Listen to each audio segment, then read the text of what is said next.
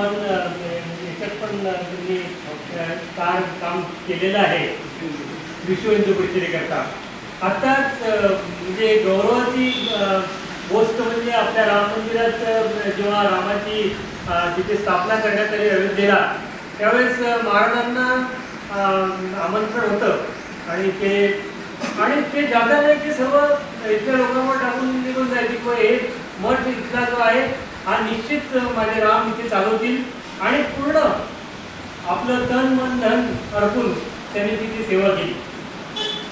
त्याचप्रमाणे याच्या आधी रथयात्रा पण मला वाटते 6 ते 7 महिने पूर्ण भारतभर श्रीरामांची रथयात्रा ही बदलापूरमध्ये पण आली होती. पूर्ण भारतभर ते स्वतः फिरले. त्या रथाबरोबर सगळे फोटो त्यांनी मला शेअर केले होते. त्यामुळे मला चांगलं आठवते की त्यांनी पूर्ण भारतभर त्या यात्रेमध्ये सहभाग घेतला की अनेक लोक इथे येऊन काही ना काही मदत त्यांना निश्चित करत राहतात. कारण जगात आपल्याला जीवन जगायचं म्हणजे प्रत्येकाला माहिती आहे की पैसा अत्यंत महत्त्वाचा आहे. पैशाशिवाय कुठलेही कार्य होत नाही. महाराजांनी जर पैशाची जर समजा काही पावती द्या किंवा पावती फळा असं म्हटलं, त्यात गाई काहीच नाही, ते स्वतःसाठी नाही. इथे 100 गायींच्या वर इथे लवाळीला कितीतरी गायी आहेत. त्या गायींना सांभाळणं अतिशय कठीण कार्य आहे. ते कार्य त्यांच्या चाऱ्याचा खर्च त्यांनी मला मागे सांगितलं की त्यांच्या महिन्याचा खर्च जवळजवळ 1 ते 1.25 लाख रुपये आहे आणि इन्कम 0 आहे.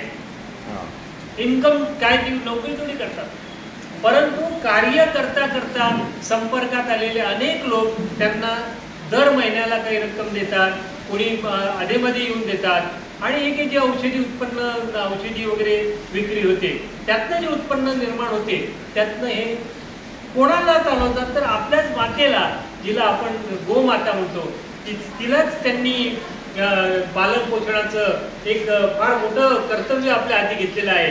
याच्या व्यतिरिक्त देशात होणाऱ्या निर्णया राजकीय घडामोडीत सुद्धा त्यांचा सहभाग असतो, जो आपल्याला कळत नाही. जो समर्थांनी सांगितल्याप्रमाणे गुप्तपणे सगळे कार्य करावे. राजकारण निरूपण सुद्धा समर्थांनी केलेलं आहे. रामदास स्वामींचं राजकारण म्हणजे या पक्षातून त्या पक्षात जाण्याचं नाहीये. तर आपल्याला जर काही त्रास होत असेल तर तो त्रास दुसऱ्याकडनंच कसा बरोबर मार्गी लावायचा याला राजकारण म्हणतात. हे समर्थ येतो, मला हे करून द्या, मी तुमच्या इथे अमुक हे करेल, यज्ञ याग करेल, असं गुरु कधीच सांगत नाही. गुरु म्हणतो तुझ्या प्रारब्धाने तुला जे मिळणार आहे ते भोगण्यासाठी शक्ती मी निश्चित केली. प्रारब्ध ईश्वर सुद्धा बदलत नाही. जे तुमच्या प्रारब्धात आलेले भोग आहेत ते रामांनी सुद्धा गुरु केले होते. रामांचे गुरु वशिष्ठ, श्रीकृष्णांचे गुरु संदीपनी, या सर्वांनी गुरु केले. गुरु का करावे तर मी स्वतः काहीतरी गुरूंना असं पूर्णपणे वाटते की हा शिष्य आता खरोखर पूर्णत्वाला आलाय, तेव्हा ते आपलं गुरुत्व त्याला बहाल करतात आणि तो दुसऱ्यांचा गुरु. तर या गुरुपौर्णिमेनिमित्त माझ्या सर्व श्रोत्यांना पुन्हा एकदा एक नमस्कार. जय श्रीराम आणि महाराजांना पुन्हा नमस्कार. माझं सगळ्यांना विनंती आहे की महाराजच नव्हे, महाराज आपल्या डोळ्यासमोर म्हणून असे खरोखर जे काही योग्य कार्य करणारे लोक असतील त्यांना आपल्या उत्पन्नातला थोडाफार तरी भाग दान म्हणून अवश्य करा. कारण ज्ञानेश्वरीत सांगितलंय की तो स्वतःच कमवतो आणि स्वतःच खातो, तो खरं तर पापच ग्रहण करतो, असं ज्ञानेश्वर महाराज.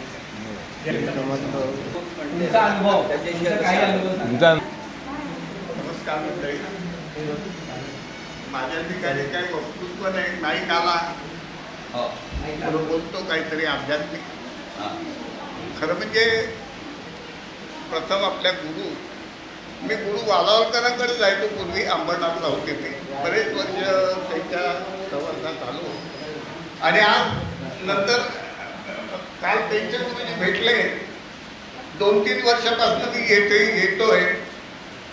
बरंच माहीत असं कन्फ्यूज असतं. गुरुपौर्णिमा ते मंदिरात जा, लाईनमध्ये उभे राहा आणि काय असेल ते प्रसाद घ्या, पैसे टाका या. तर याच्यापेक्षा मला असं वाटलं त्यांच्या गुरुजींचा फोन आला, आपण आश्रमात जायचं का? अरे मला खूप आनंद झाला.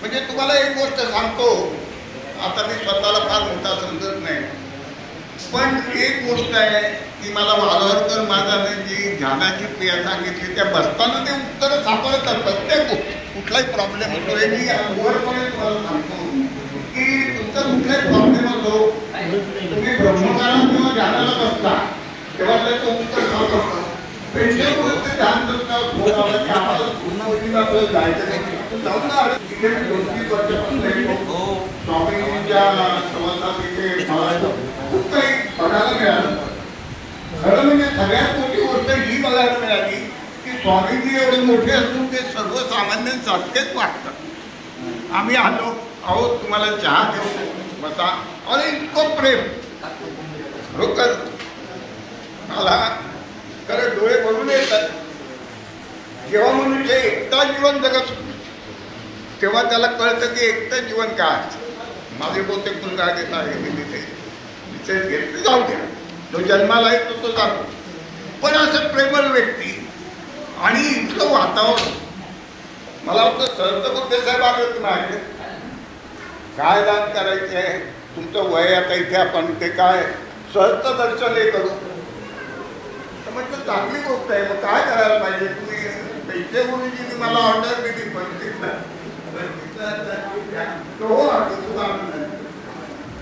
आणि त्यांनी मला तुम्ही गेला पण कुठे पण आम्ही सांगत नाही पण त्यांनी मला प्रश्न विचारला की तुम्ही हे का देतो त्यांनी बरंच नाही संवाद केला तर म्हटलं हे बघा हे दान दिल्याने काही मोक्ष मिळेल आमचं हे दान दिल्यामुळे एका गाईचे प्राण वाचणार आहेत असं कोणीतरी सांगितलं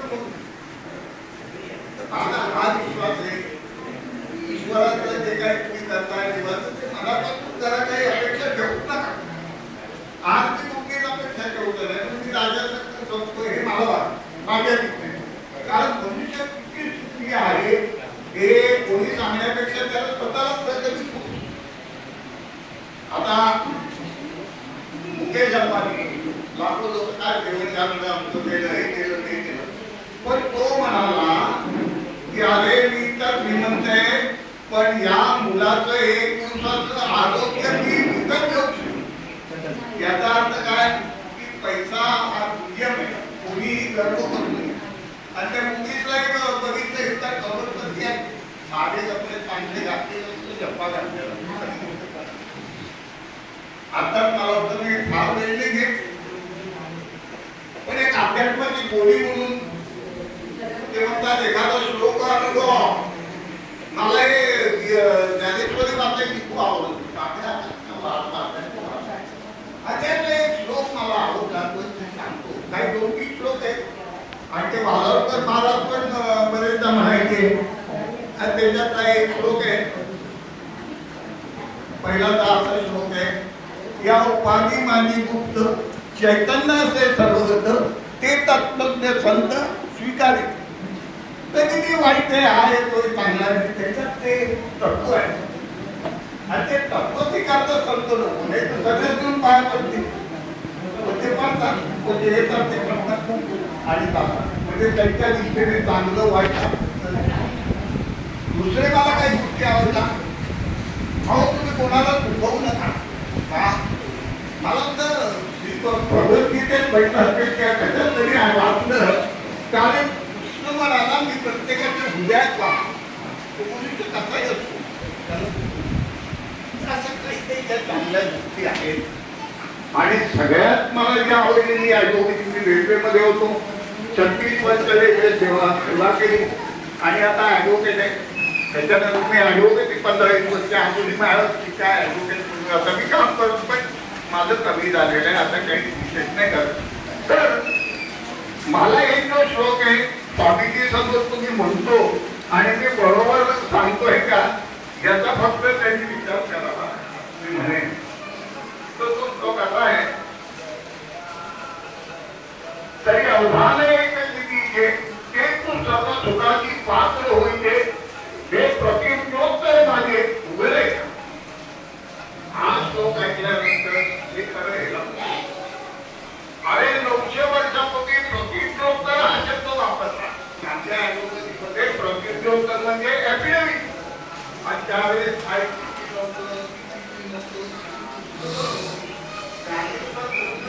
ज्ञानी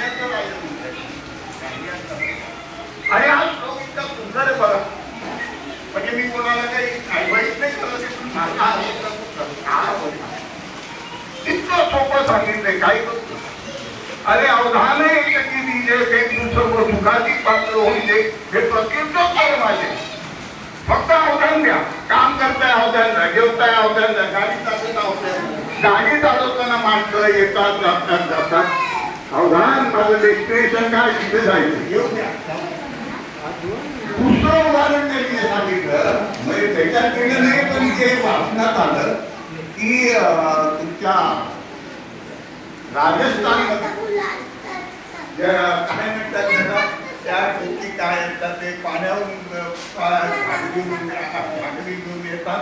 एक घागरवरती असते, 2-3 कडेवर मूल असतं, जाताना मैत्रीण भेटते, तिथे गोष्टी करते. तर ह्याचा उपयोग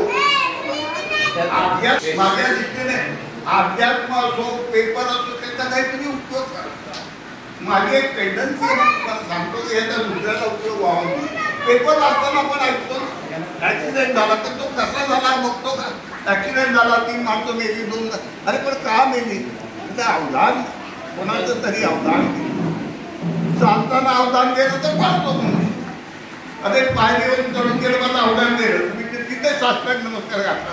हे फार महत्वाचं आहे आणि म्हणूनच मला ते आवडलं. आणि माझ्या ह्याच्यात एक छोटासा प्रसंग आला.